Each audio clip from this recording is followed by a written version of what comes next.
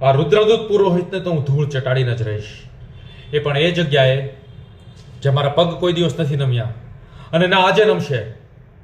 હું કોઈ રાજાનો ગુલામ નથી કે ના કોઈ સાધુ સંતનો ભક્ત છું. પહેલવાન આદમી છું હું. ખોટી રમત હું રમતો નથી, પણ તારી આ અવળી કરતૂતનું આ ભેરુનાથ પતન લાવશે.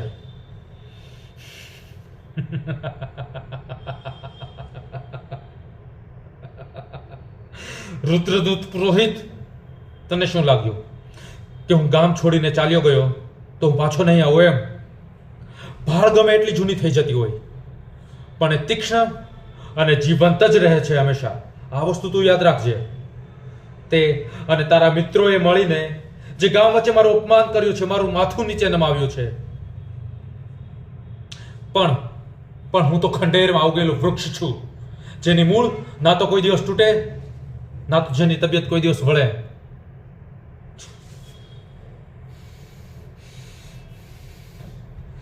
જેના રક્તમાં ગુસ્સો હોય ને એ ક્યારે શાંતિથી જીવી નથી શકતો. અને હું તો મારા બદલા માટે જીવું છું. આ ભૈરુનાથની છાયા જ્યાં એના દુશ્મનો ઉપર પડી જતી હોય છે ને તો એના સપનાઓ પણ બળી જતા હોય છે.